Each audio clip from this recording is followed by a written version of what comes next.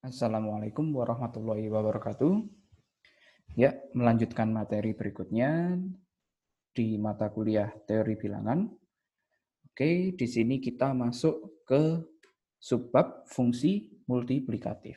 Oke, ini adalah salah satu alat yang sangat berguna nantinya. Di antaranya nanti kita akan membahas tentang Euler P function, kemudian ada juga fungsi banyak pembagi dan fungsi jumlah pembagi.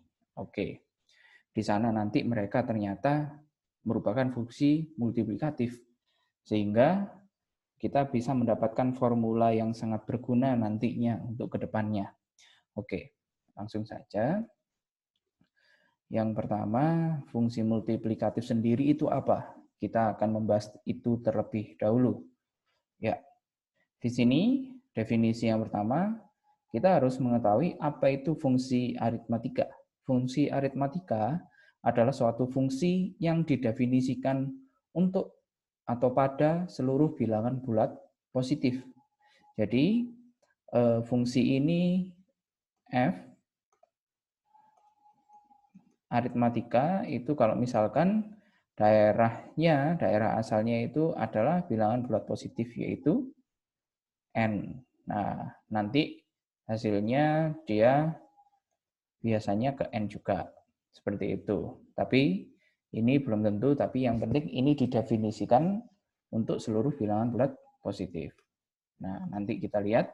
Kemudian suatu fungsi aritmatika f disebut fungsi multiplikatif, ya. Berarti aritmatika dulu, yaitu dia untuk seluruh bilangan bulat positif. Kemudian dia disebut multiplikatif jika memenuhi sifat berikut, yaitu Fm kali N itu sama dengan Fm dikalikan Fn. Seperti itu. Untuk setiap M dan N yang saling relatif prima. Nah, di sini berarti kan inputnya di sini ya, daerah asalnya berarti M dan N-nya harus bilangan bulat positif. Dan di sini memenuhi sifat seperti ini dengan M dan N-nya yang saling relatif prima. Kemudian definisi ketiga, suatu fungsi aritmatika f disebut multiplikatif secara lengkap. Nah, secara lengkap jika Fmn sama dengan Fm dikalikan Fn untuk setiap bilangan bulat positif M dan N. Kalau tadi hanya yang saling relatif prima, kalau secara lengkap di sini semuanya, tidak hanya yang relatif prima. Oke, lanjut. Nah, untuk contoh sederhananya, di sini Fn sama dengan 1. Untuk N-nya bilangan asli atau bilangan bulat positif. Perhatikan bahwa untuk sebarang atau untuk setiap M dan N bilangan asli, maka berlaku Fmn di sini. Fmn kan berarti dia bilangan bulat positif juga ya. Karena dia bilangan bulat positif, berarti nilai fungsinya adalah 1.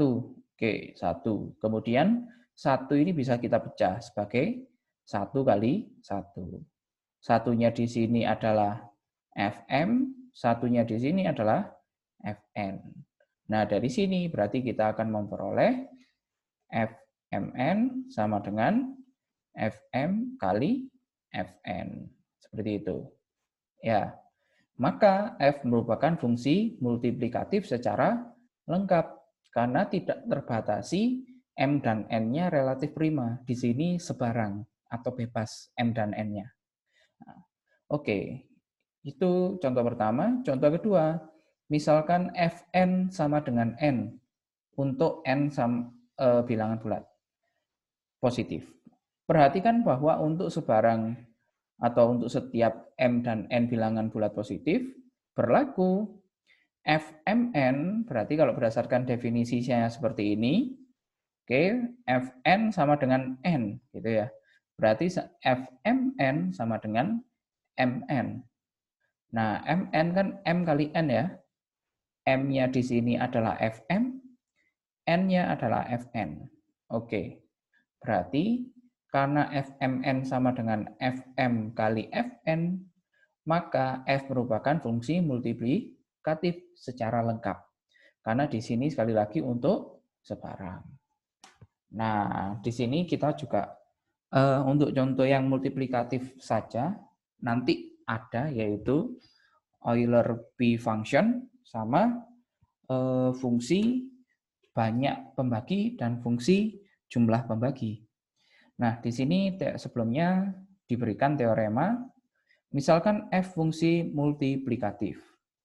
Jika N suatu bilangan bulat positif, dia pasti selalu bisa dituliskan sebagai perkalian faktor primanya ya, faktor prima berpangkat. Nah, ini kan berdasarkan teorema fundamental aritmatika. Bisa dituliskan seperti ini. Nah, kalau N-nya bentuknya seperti ini, P1 pangkat A1 sampai dengan dikalikan PK pangkat A pangkat K. Nah, maka Fn ini bisa kita tuliskan sebagai Fp1 A pangkat 1 dikalikan sampai dengan Fpk pangkat AK. Kayak gitu ya. Nah, di sini kan dia hanya memakai sifat multiplikatifnya saja. Dimultiplikatif satu per satu. Pertama PK-nya pecah gitu ya. Masih ada ini. Kemudian dipecah lagi sampai lepas satu per satu. Oke. Lanjut. Nah, kita masuk Euler P function. Oke. P di sini bukan Pi ya. Di sini dia adalah simbol seperti ini ya. Inilah Pi pakai H. Kalau misalkan yang seperti ini namanya adalah Pi, PI gitu saja. Oke. Nah, kita lihat ini adalah salah satu fungsi yang sangat menarik menurut saya ya. Karena nanti dia akan berguna ketika kita belajar kekongruenan atau kongruensi nantinya. Nah, misalkan N adalah bilangan bulat positif. Fungsi Euler P yang dituliskan sebagai ini, Pn, didefinisikan sebagai banyaknya bilangan bulat positif yang tidak lebih dari N dan relatif prima dengan N. Oke ya. Berarti banyaknya bilangan bulat positif yang tidak lebih dari N dan dia relatif prima dengan N. Contohnya, Pi1. Pi1 di sini dia hanya 1, yaitu bilangan bulat positif yang tidak lebih dari 1 dan relatif prima dengan 1. Ya 1 itu sendiri. Nah, di sini kalau 2. 2 ternyata juga 1. Siapa yang relatif prima dengan 2? Yang kurang dari 2, yaitu angka 1. Bagaimana dengan 2? 2 tidak relatif prima dengan 2, karena FPB-nya 2 dan 2 adalah 2. Oke, lanjut. Di sini, Pi3 berarti dia ada 1 sama 2. Karena 1 dan 3 ini relatif prima, 2 dan 3 juga relatif prima. Dan mereka kurang dari sama dengan 3. Nah, lanjut. Pi4 berarti di sini ada 1, ada 3. 1, 3. Sepertinya hanya 1, 3 ya. Kalau 2 kan dia nanti dia tidak relatif prima dengan 2 ya kan? Oke, berarti ini salah ya. Ini 2. Oke, berarti 1 dan 4 relatif prima. 2 dan 4 tidak relatif prima, berarti tidak masuk. 3 dan 4 relatif prima, berarti di sini 2. Lanjut, kalau Pi 5, berarti dia 1, 2, 3, 4. Kenapa? Karena 1 dan 5 relatif prima. 2 dan 5, 3 dan 5, 4 dan 5 juga relatif prima. Sehingga banyaknya bilangan adalah 4 bilangan. Di sini tulis 4. Oke, Pi6. Pi6 berarti di sini dia cuma 1 sama 5. Karena 2 dan 6 tidak relatif prima. 3 dan 6 juga tidak relatif prima. 4 dan 6 tidak relatif prima karena FPB-nya 2. Seperti itu.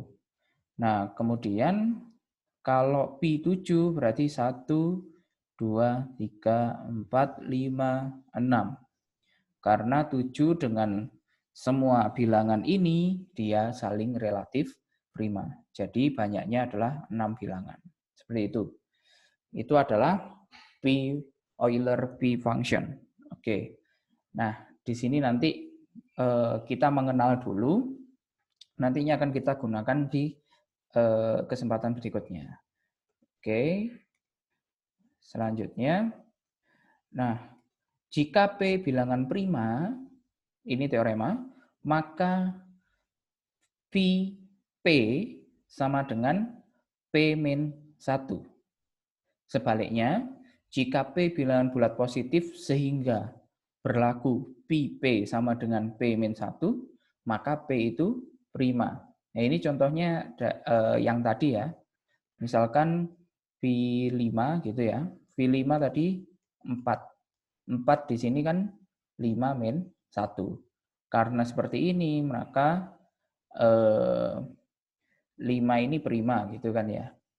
Atau berarti nanti kita bisa gunakan untuk yang lebih lanjut lagi. Misalkan V11. V11 berarti 11 dikurangi 1, yaitu 10. Oke. Yang ini masih cenderung mudah untuk kita logika ya. Karena kalau misalkan dia prima berarti setiap bilangan yang lebih kecil dari dia itu pasti relatif prima dengan dia. Karena pembaginya bilangan prima ya cuma 1 dan dirinya sendiri. Oke, lanjut. Teorema berikutnya, jika P prima dan A bilangan bulat positif, maka Pi PA ini sama dengan V P pangkat A, maaf, ini sama dengan P pangkat A dikurangi P pangkat A-1. Nah, di sini lebih dipersempit lagi. Kalau tadi cuma P aja, di sini P pangkat A. Yang penting P-nya prima, A-nya bulat positif. Contohnya di sini V5 pangkat 2 atau V25 ya. 5 pangkat 2 itu sama dengan 5 pangkat 2 dikurangi 5 pangkat 1, yaitu 20. Nanti bisa dicek di list satu persatu gitu ya. Di sini berarti siapa saja. Kayaknya yang ini itu 1, 2, 3, 4, 6, 7, dan seterusnya.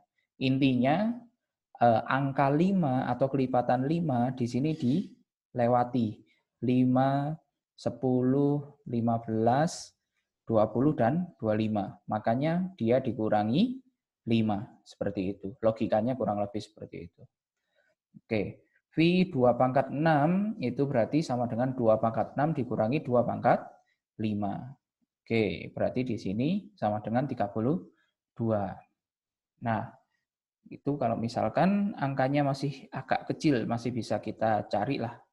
Kita tambah lagi V11 pangkat 2 atau V121. Berarti dia sama dengan 11 pangkat 2 dikurangi 11, yaitu 110. Banyaknya bilangan bulat positif yang kurang dari 121 dan relatif prima dengan 121 ada 110. Ya, gunanya untuk apa? Tahu hal itu nanti. Ini adalah alat untuk mengetahui yang nantinya kita pelajari. Oke. Teorema berikutnya, misalkan M dan N bilangan bulat positif yang saling relatif prima, maka berlaku PMM sama dengan PM kali Pn. Nah, artinya apa? Artinya di sini fungsi Euler P di sini adalah fungsi multiplikatif. Oke, di sini dia multiplikatif. Oke. Nah, kemudian dengan mengkombinasikan teorema 3 dan teorema 4, maka kita dapat memperoleh teorema berikut. Oke, teorema 3-nya tadi adalah V P pangkat A sama dengan P pangkat A dikurangi P pangkat A min 1. Sedangkan teorema 4 berkata bahwa V itu fungsi multiplikatif. Oke, dari sini berarti kita akan punya misalkan N-nya itu kita bentuk sebagai perkalian pangkat primanya ya, atau faktorisasi prima. Oke, maka kita akan peroleh Vn itu sama dengan N dikalikan 1 dikurangi 1 per P1, 1 dikurangi 1 per P2, oke, P1, P2, sampai dengan 1 dikurangi 1 per PK. Seperti itu. Nah, ini bisa kita ketahui Pn. Jadi berapapun N-nya tidak cuma P pangkat sesuatu atau P saja. Sekarang sudah bilangan apapun kita bisa tahu formula eksaknya untuk mencari Euler V function ini untuk suatu bilangan bulat positif N. Nah, selanjutnya dengan menggunakan teorema 5 yang tadi ya, barusan, kita bisa menghitung untuk V berapapun ya. V 100 berarti kita tuliskan sebagai faktorisasi primanya dulu, yaitu 2 pangkat 2 dikali 5 pangkat 2. Oke, berarti kita bisa tulis N-nya, kemudian dikali dengan 1 dikurangi bilangan prima pertama, yaitu 2. 1 dikurangi setengah, kemudian bilangan prima kedua, 1 dikurangi 1/5. Nah, di sini berarti 100 dikali setengah dikali 4/5. Nah, ini kan jadi 10, coret 1, jadinya 40. Oke, contoh lain V 720.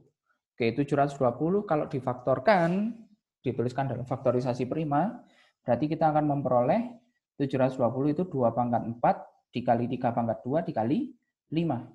Nah, berarti langsung saja awal tulis N-nya dulu, yaitu 720. Kemudian ini 1 dikurangi 1 per bilangan prima pertama, yaitu 2. Kemudian prima keduanya 3, prima ketiganya 5. Oke, langsung saja berarti 720 kali setengah kali 2/3 kali 4/5. Oke, ini nanti 10, kemudian 3, berarti ini 24 ya. 24 kali 4, 96, 96 kali 2, 192. Oke. Oke. Nah, sekarang kita masuk jumlah dan banyak pembagi. Fungsi jumlah dan fungsi banyak pembagi. Nah, di sini kita definisikan terlebih dahulu. Misalkan N adalah bilangan asli atau bilangan bulat positif. Suatu fungsi jumlah pembagi N, oke, fungsi jumlah pembagi N didefinisikan sebagai jumlah seluruh pembagi positif dari N. Dan dia dinotasikan sebagai sigma N. Oke, simbol ini sigma ya. Oke. Kemudian perhatikan di sini contohnya sigma 1 berarti dia sama dengan 1 karena faktor positifnya 1 hanya 1. Oke, sigma 2 berarti dia 1 ditambah 2 karena faktor positif dari 2 itu 1 dan 2. Kemudian kita jumlahkan. Oke, yaitu sama dengan 3. Sigma 3 berarti dia faktornya 3 kita jumlahkan, yaitu 1 dan 3, berarti sama dengan 4. Kemudian sigma 4, dia faktornya 4 adalah 1, 2, dan 4. Kemudian kita jumlahkan, hasilnya 7. Sigma 5, 1 tambah 5. Sigma 6, nah ini berarti faktornya 6 ada 1, 2, 3, dan 6 itu sendiri. Berarti kalau dijumlahkan dia 12. Oke, contoh sederhananya seperti itu untuk memahaminya. Nah, lanjut. Di sini adalah fungsi banyak pembagi.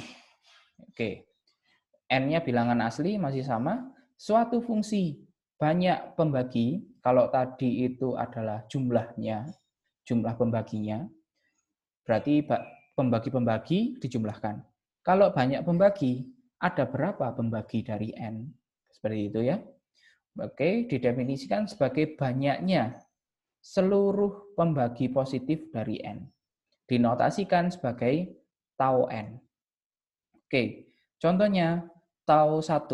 Tau 1 di sini faktornya 1 atau pembaginya 1 cuma 1. Ya udah, 1 saja. Oke, tau 2. Pembaginya 2 yang positif itu 1 dan 2. Oke, berarti di sini ada 2 pembagi. Maka di sini tau 2 hasilnya 2. Oke, tau 3. Tau 3 di sini pembagi positif dari 3 ada 1 dan 3. Berarti banyaknya pembagi positif dari 3 adalah 2. Oke, tau 4. Berarti di sini ada 1, 2, sama 4. Oke, banyaknya adalah 3. Lanjut. Tau 5, berarti 1 sama 5 saja. Berarti banyaknya pembagi hanya 2. Tau 6, 1, 2, 3, dan 6. Berarti banyaknya pembagi ada 4. Oke, seperti itu logikanya. Nah, di sini ada catatan, perhatikan bahwa sigma N dan tau N dapat dituliskan dalam notasi penjumlahan sebagai berikut ya. Jadi sigma N di sini adalah, ini bacanya sigma, ini bacanya juga sigma. Tapi dia beda makna ya. Oke, kalau di sini itu sigmanya jumlah ya. Oke, sigma N ini sama dengan sigma di mana D membagi N. Oke, yang kita jumlah adalah D-nya. Oke, contoh sederhananya berarti ini misalkan sigma 4 gitu ya. Berarti ini sama dengan sigma D yang membagi 4. Nah, yang kita jumlahkan D-nya. Berarti yang membagi 4 itu siapa saja? 1 membagi 4. Oke, 1 ditambah 2 membagi 4. 2 ditambah 3 membagi 4. Tidak, berarti tidak usah ditulis. 4 membagi 4. 4. Berarti ya sama ya seperti tadi. Ini hanya notasi dalam bentuk notasi penjumlahan. Oke. Sedangkan yang satunya di sini tau N ini adalah sigma 1 di mana D-nya membagi N. Yang berjalan adalah D-nya. Oke. Di sini berarti contohnya tau 4 gitu ya. Tau 4 berarti sigma D yang membagi 4. Yang dijumlahkan 1. Berarti di sini 1 membagi 4. Oke, yang kita tulis satunya saja. Kemudian ditambah 2 membagi 4. Oke, berarti ini tulis 1 lagi. Karena di sini cuma 1, bukan D. Oke, ditambah 4 membagi 4. Oke, berarti ada 1 lagi. Berarti di sini jawabannya 3. Kalau ini jawabannya 7. Oke. Nah, di sini kita punya teorema, jika F fungsi multiplikatif, maka jumlah fungsi dari F, oke, kita tuliskan F besar N gitu ya, itu adalah sigma D yang membagi N, oke, dari FD. Nah, ternyata jumlahnya ini dia merupakan fungsi multiplikatif juga. Oke. Nah, teorema ini akan kita gunakan untuk memperoleh akibat 7. Nah, fungsi sigma dan fungsi tau yaitu fungsi jumlah pembagi dan fungsi banyak pembagi merupakan fungsi multiplikatif. Oke, berarti di sini multiplikatif artinya apa? Artinya Fmn sama dengan Fm dikali Fn, di mana N dan N-nya relatif prima. Gitu ya. Oke. Nah, di sini kita akan mulai mengeksplor apa yang kita peroleh. Nah, di sini kita punya lema ya. Misalkan P adalah bilangan prima dan A adalah bilangan bulat positif.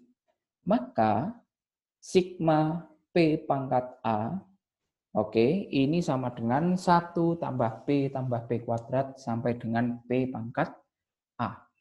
Kenapa bisa diperoleh seperti ini? Ya, ilustrasinya sederhana saja. Misalkan 2 pangkat 3. 2 pangkat 3 faktornya siapa saja? Faktornya ya 1, 2. 2 pangkat 2 sama 2 pangkat 3. Faktornya ini kan. Berarti tinggal kita jumlahkan saja untuk mencari sigma. Nah, di sini berarti dia membentuk suatu barisan geometri. Nah kan, barisan geometri di mana A-nya 1, R-nya sama dengan P, gitu ya. Berarti kita bisa menggunakan rumus SN-nya ya kayak.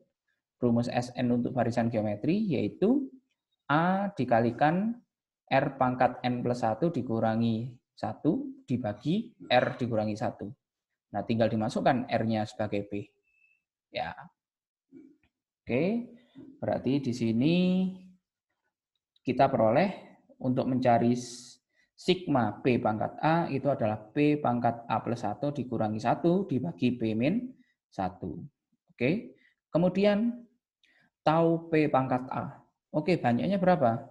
1, 2, 3, 4. Oke, berarti masing-masing 2 pangkat 1, 2 pangkat 2, 2 pangkat 3 ditambah angka 1. Berarti kalau di sini 3 berarti nanti tambah 1. Yaitu tau P pangkat A adalah sama dengan A plus 1. Oke, nah ini kita gunakan untuk mencari yang lebih umum lagi. Kalau tadi Euler P function kan juga seperti ini. Kita berangkatnya dari P pangkat A. Kemudian kita memperoleh untuk yang umum.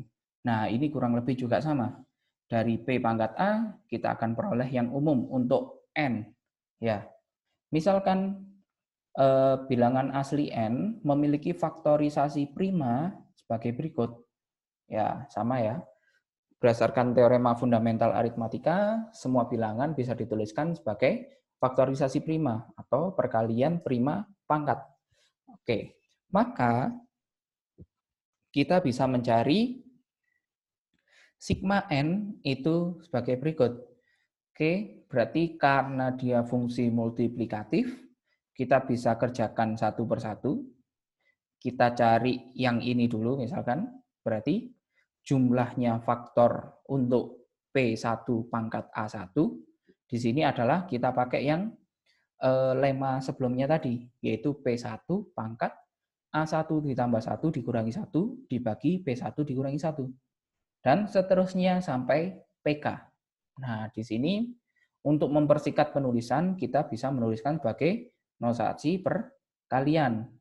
Oke, Pi I mulai dari 1 sampai K, PI pangkat AI plus 1 dikurangi 1, dibagi PI dikurangi 1. Oke, cara mengerjakannya ya gini lagi. Ini cuma biar penulisannya lebih singkat saja. Kemudian, tau N berarti ya tinggal kita cari satu persatu, ya kan? Untuk P1 berarti kita punya A1 tambah 1, banyaknya pembaginya ya kan? Kemudian untuk P2 pangkat A2, banyak pembaginya, A2 ditambah 1, dan seterusnya. Oke. Jadi kita bisa tuliskan di sini Pi mulai dari 1 sampai K dari AI plus 1. Oke. Jadi dari sini kita bisa memperoleh banyak pembagi dengan sangat mudah ya. Oke. Ya, berarti sampai sini. Nanti untuk penggunaannya itu lebih jelasnya adalah untuk memahami teori-teori yang lebih lanjut. Tapi kalau untuk aplikasi sederhananya yang ini tadi, berarti kita bisa untuk mencari misalkan 100, banyaknya faktornya 100 ada berapa? Faktor positif berarti kita mencari tau N, kayak gitu ya. Berarti kan di sini 100 ini bisa kita tuliskan 2 pangkat 2 dikalikan 5 pangkat 2. Berarti kalau pakai ini tadi 2 tambah 1 dikali 2 tambah 1. Oke, berarti banyaknya faktor ada 9. Langsung tahu seperti itu. Ini contoh sederhananya aja. Nanti kita akan bahas di latihan soal di kesempatan berikutnya. Oke, sampai sini dulu. Silakan dipahami terlebih dahulu. Mungkin teoremanya bagi yang ingin tahu buktinya bisa langsung lihat di buku di sana atau nanti kita bahas bersama-sama. Oke, sekian saya akhiri. Terima kasih. Assalamualaikum warahmatullahi wabarakatuh.